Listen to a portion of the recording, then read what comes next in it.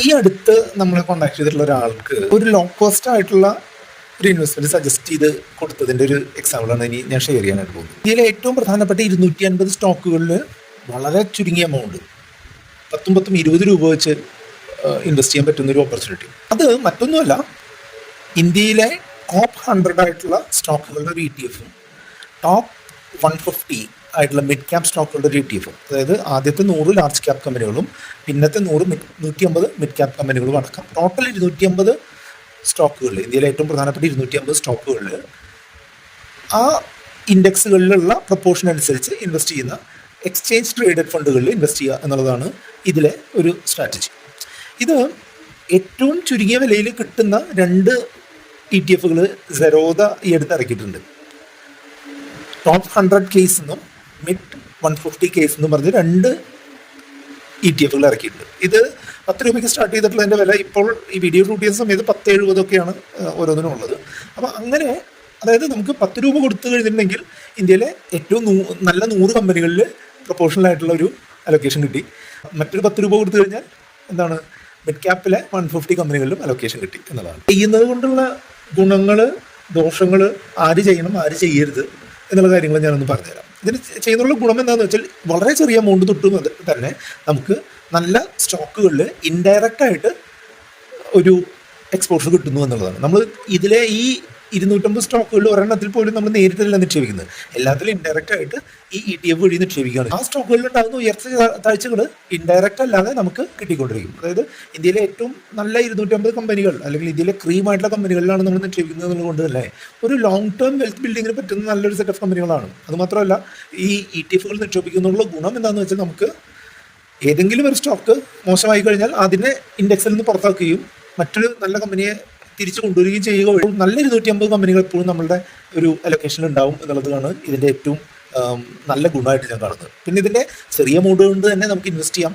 അത് ഈ ചെറിയ എമൗണ്ട് കൊണ്ട് ഇൻവെസ്റ്റ് ചെയ്യുമ്പോൾ നമുക്ക് അത് പലതരത്തിൽ നമുക്ക് ഇൻവെസ്റ്റ് ചെയ്യാം. പലതരത്തിൽ ഇൻവെസ്റ്റ് ചെയ്യാന്ന് പറഞ്ഞിട്ടുണ്ടെങ്കിൽ, ഞാനിപ്പോൾ ചെയ്യുന്ന മെത്തേഡ് എന്ന് പറഞ്ഞിട്ടുണ്ടെങ്കിൽ ഓരോ ആഴ്ചയും 5365 രൂപ അല്ലെങ്കിൽ ഒരു 5000-നും 5500-നും ഇടയ്ക്കുള്ള ഒരു പൈസ നിക്ഷേപിച്ച് കഴിഞ്ഞിട്ടുണ്ടെന്നുണ്ടെങ്കിൽ 250 ETFകൾ വെച്ച് രണ്ടും വാങ്ങുന്ന ഒരു രീതിയാണ് ഞാൻ ചെയ്തിട്ടുള്ളത്. അതിനായിട്ട് സെറോദയുടെ ബാസ്ക്കറ്റ് എന്ന് പറഞ്ഞൊരു ഓപ്ഷനാണ് ഞാൻ സെലക്ട് ചെയ്തത്. ടോപ്പ് 100 കേസ് എന്ന് പറഞ്ഞിട്ടുള്ള ആ ETF 250 എണ്ണവും മിഡ് 150 കേസ് എന്ന് പറഞ്ഞത് 250 എണ്ണം വാങ്ങുമ്പോൾ, ഞാൻ ഈ വീഡിയോ ഷൂട്ട് ചെയ്യുന്ന അന്നത്തെ വിലയ്ക്ക് അനുസരിച്ചാണെന്നുണ്ടെങ്കിൽ 5365 രൂപ അടച്ചു കഴിഞ്ഞിട്ടുണ്ടെന്നുണ്ടെങ്കിൽ ഇത് എക്സിക്യൂട്ട് ചെയ്ത് കഴിഞ്ഞാൽ 5365 രൂപ നമ്മളുടെ ട്രേഡിംഗ് അക്കൗണ്ടിൽ ഉണ്ടെന്നുണ്ടെങ്കിൽ അത് ഡെബിറ്റ് ചെയ്യുകയും 250 വെച്ച് ടോപ്പ് 100ഉം മിഡ് ക്യാപ് 150യും നമ്മളുടെ അക്കൗണ്ടിലേക്ക്, ഡിമാറ്റ് അക്കൗണ്ടിലേക്ക് ക്രെഡിറ്റ് ആക്കുകയാണ് ചെയ്യും. ഇത് ഓട്ടോമേറ്റ് ചെയ്തതിൻ്റെ ഭാഗമായിട്ട് എല്ലാ 1-ാം തീയതിയും 8-ാം തീയതിയും 15-ാം തീയതിയും 22-ാം തീയതിയും 29-ാം തീയതിയും അങ്ങനെ 5 ദിവസങ്ങളിൽ ഇത് 3 മണിക്ക്, വൈകിട്ട് 3 മണിക്ക് ആക്ടിവിറ്റി ഓട്ടോമാറ്റിക്കലി റൺ ചെയ്യുന്ന രീതിയിൽ ഇതിനെ സെറ്റപ്പ് ചെയ്തിരിക്കണം. അതിനെ SIP രീതിയിൽ സെറ്റപ്പ് ചെയ്തിരിക്കണം. ഇത് സെറോദയിലാണ് ഇത് ചെയ്തിട്ടുള്ളത് എന്നുള്ളത് കൊണ്ട് തന്നെ ബാസ്ക്കറ്റും ഈ SIPകളും സെറോദയിൽ അവൈലബിൾ ആയതുകൊണ്ട് ആ ഓപ്ഷൻ ഉപയോഗിച്ച് ചെയ്യുന്നു. ഇത് മാത്രമല്ല, ഞാൻ ചെയ്യാൻ പോകുന്ന മറ്റൊരു കാര്യം എന്താണെന്ന് വെച്ചാൽ, മാർക്കറ്റ് താഴ്ന്ന ദിവസം ഈ ബാസ്ക്കറ്റിൽ ഒരേ പ്രൊപ്പോർഷനിൽ കുറച്ച്, ഇപ്പോൾ 50,000 രൂപയ്ക്ക് മേടിക്കണമെന്നുണ്ടെങ്കിൽ 2500 ടോപ്പ് 100 കേസും 2500 മിഡ് 150 കേസും വാങ്ങി അങ്ങനെ ഒരു അക്യുമുലേഷൻ നടത്താനുള്ള ഒരു പ്ലാനാണുള്ളത്.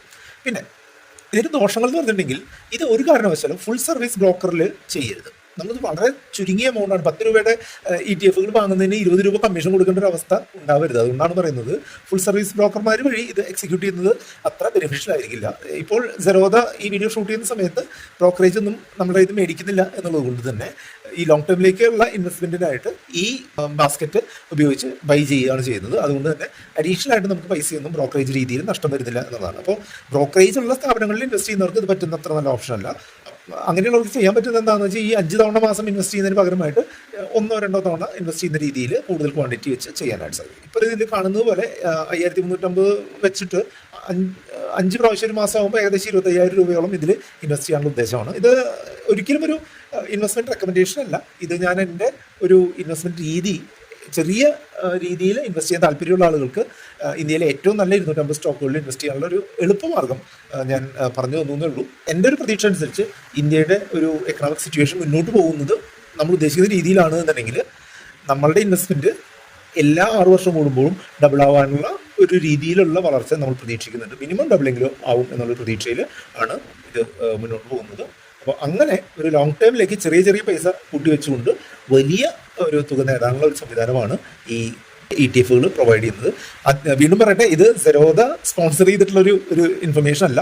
ഇത് ഞാൻ കുറച്ച് നാളായിട്ട് ഇതിൻ്റെ ഒരു ഗതിവിഗതികൾ നോക്കുന്നത് കൊണ്ട് ജസ്റ്റ് ഒന്ന് ഷെയർ ചെയ്യുകയും അതുപോലെ നമ്മളുടെ ആളുകൾക്ക്, കുറേ പുതിയ ആളുകൾക്ക് ചെറിയ രീതിയിൽ ETF ഇൻവെസ്റ്റ് ചെയ്യാൻ താല്പര്യമുണ്ട് എന്നുള്ളത് കൊണ്ട് ഇത് പറഞ്ഞു. നിഫ്റ്റി ബീസിലൊക്കെ ചെയ്യുന്നതിന് ഒക്കെയാണ് നമ്മൾ ഇതുമായിട്ട് കമ്പയർ ചെയ്യാൻ പറ്റുന്നത്. നിഫ്റ്റി ബീസ് ഒരെണ്ണത്തിന് 200-250 രൂപയുണ്ട്, പക്ഷേ ഇത് ഒരെണ്ണത്തിന് 10 രൂപയുള്ളൂ എന്നുള്ളതാണ്. അപ്പോൾ ഈ 10 രൂപയുള്ളൂ എന്നുള്ളത് പറഞ്ഞാലും 250 രൂപയുള്ള സംഗതി വാങ്ങിയാലും നമുക്ക് ഏകദേശം ഒരേ പ്രപ്പോർഷനിലാണ് കാര്യങ്ങൾ കിട്ടുന്നത് എന്നുള്ളത് ഒരു ഗുണമാണ്. പക്ഷേ 250 രൂപയ്ക്ക് വാങ്ങുമ്പോൾ 250 മൂല്യം കിട്ടും, 10 രൂപയ്ക്ക് വാങ്ങുമ്പോൾ 10 മൂല്യം കിട്ടുള്ളൂ എന്നുള്ളതാണ്. പക്ഷേ നമ്മുടെ എൻട്രി ബാരിയർ, ഇതിലേക്ക് ചേരാനുള്ള ഒരു എളുപ്പം ഇതിൽ ഉണ്ട്, അല്ലെങ്കിൽ എൻട്രി ബാരിയർ ചെറുതാണ് എന്നുള്ളതാണ് ഇതിൻ്റെ ഗുണം. അപ്പോൾ അതുകൊണ്ട് തന്നെ ഇത് സാധാരണ ആളുകൾക്ക്, സ്റ്റാർട്ടിംഗ് സ്റ്റേജ് ഇൻവെസ്റ്റർമാർക്ക് പറ്റുന്ന വളരെ നല്ലൊരു ഓപ്ഷനായിട്ട് എനിക്ക് തോന്നുന്നുണ്ട്. അപ്പോൾ നിങ്ങൾക്ക് ഇത് യോജിക്കുകയാണെങ്കിൽ തിരഞ്ഞെടുത്തുകൊണ്ട് മുന്നോട്ട് പോകണം. ഒരു കാര്യം എപ്പോഴും ശ്രദ്ധിക്കണം, ETF വാങ്ങുമ്പോൾ നമുക്ക് പ്രധാനപ്പെട്ടൊരു ഫാക്ടർ എന്ന് പറഞ്ഞിട്ടുണ്ടെങ്കിൽ അതിൻ്റെ ലിക്വിഡിറ്റിയാണ്. ലിക്വിഡിറ്റി എന്ന് പറഞ്ഞിട്ടുണ്ടെന്നുണ്ടെങ്കിൽ നമുക്ക് വിൽക്കാനുള്ള സമയത്ത് അത് ഓപ്പോസിറ്റ് സൈഡിൽ വാങ്ങാൻ ആൾ വേണം, എന്നാലേ നമുക്ക് നമ്മളുടെ ഉദ്ദേശിക്കുന്ന പ്രൈസിൽ കിട്ടുള്ളൂ. അപ്പോൾ ഈ നിഫ്റ്റി ബീസൊക്കെ സക്സസ്ഫുൾ ആവാനുള്ള മെയിൻ കാരണം എന്ന് പറഞ്ഞിട്ടുണ്ടെന്നുണ്ടെങ്കിൽ അത് ഹൈലി ലിക്വിഡാണ് എന്നുള്ളതുകൊണ്ടാണ്. അപ്പോൾ ഈ സെറോദ ETF ഇപ്പോൾ തുടങ്ങിയിട്ടുള്ളതുകൊണ്ട് ലിക്വിഡിറ്റിയിൽ ചെറിയ രീതിയിലുള്ള പ്രശ്നങ്ങളുണ്ടാവും. അതുകൊണ്ട് തന്നെ സ്റ്റാർട്ടിംഗ് സ്റ്റേജിൽ ഒരു കാരണവശാലും കൂടുതൽ എമൗണ്ടുകൾ ഇടാതിരിക്കുക, ചെറിയ രീതിയിലുള്ള എക്സ്പോർട്സ് മാത്രം എടുത്ത് പോവുക എന്നുള്ളത് ഒരു പ്രോ ടിപ്പായിട്ട് ഞാൻ പറഞ്ഞുതരാം.